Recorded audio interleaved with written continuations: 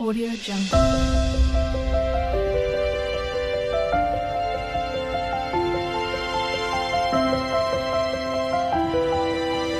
Audio Jungle.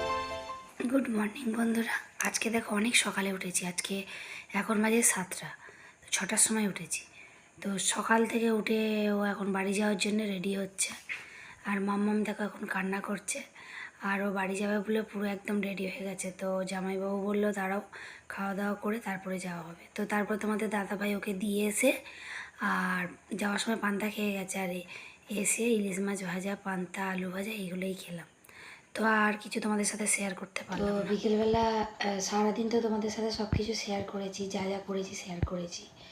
আর সকালবেলা থেকে আরেকবার বলে নিই, সকালবেলা উঠে অনেক চাদর ফাদর সব কেচেছি। আর মনটা খারাপ লাগে জানো তো। সত্যি কেউ স্থায়ীভাবে কেউ কারোর কাছে থাকে না, তবুও কেমন যেন একটা মনটা লাগে। তো বোনটা এক সপ্তাহের মতো ছিল, মনটা যেন ভালো ছিল। ঘুরতে ফিরতে বোনের সাথে কথা বলা, মজা করা, আনন্দ করা, মানে সব কিছুই করতাম। তারপরে আমার হাতেরও টুকটাক করে এটা করে দিচ্ছে ওটা করে দিচ্ছে। তো চলে গেছে না, মনটা সকাল থেকে সত্যি খুব খারাপ। তো তোমাদের দাদাভাই, আমি সকালবেলা উঠে রান্না করিনি, তো উঠে আগে করে নিয়েছি, কাপড় জামা চাদর ফাদর সব কেচেছি আজকে। তারপরে ওই জন্য ওগুলো সব পরিষ্কার করেছি, বাসন ফাসন মেজেছি, অনেক বাসন মেজেছি, অনেক বাসন।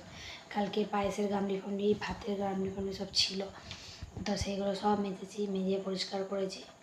তো পরিষ্কার করে আর তারপরে স্নান টান করে নিয়েছি সকাল সকালই। তারপরে পান্তাই খেয়েছি। তা বোনও পান্তা খেয়ে গেলো, তোমাদের দাদাভাই গিয়ে দিয়ে আসলো।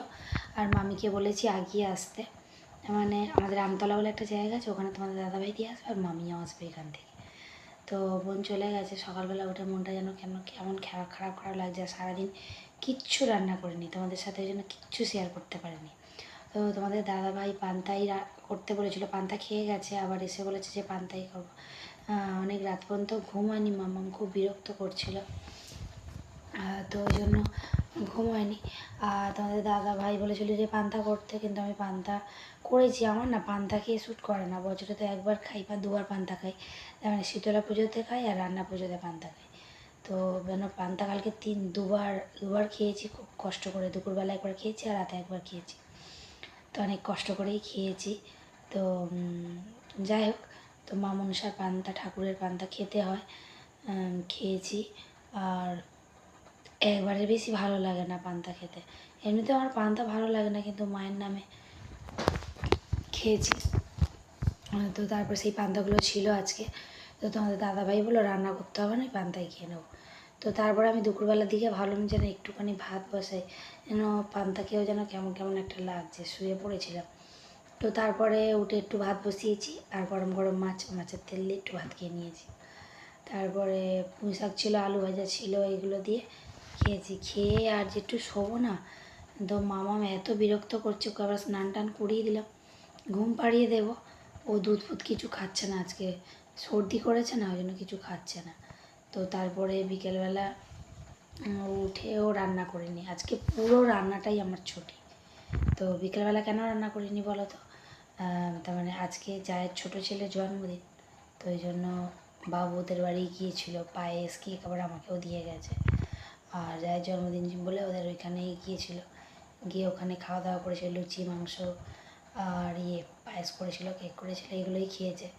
আর আমার যে আগে মানে দুপুরবেলা যেটুকুনি ভাত ছিল, মাছ ছিল, সেটা দিয়েই ভাত খেয়ে নিয়েছি, আর ওই জন্য কিছু করি। তো আজকে সারাদিন পুরোটাই আমি ছুটি কাটালাম, রান্না করতেই হলো না। আর মনটাও কেমন লাগছে, ও চলে গেছে। সত্যি মানুষের সবসময় তো মানুষ সবাই সবার কাছে থাকে না, যে যেটা চায় সেটা পায় না, না? তো আর কি করা যাবে। তো যাই হোক, তো বন্ধুরা ভিডিওটা এই পর্যন্ত। সবাই ভালো লাগলে একটা লাইক করে দিও। আর তোমরা যারা আমার ভিডিওতে কমেন্ট করছো, কমিউনিটিতে কমেন্ট করো। তো অবশ্যই তোমাদের পরিবারে চলে যাব, তোমরা আমার পাশে থেকো, আমিও তোমার পাশে, তোমাদের সবাইয়ের পাশে আছি, তোমাদের পরিবারে আছি।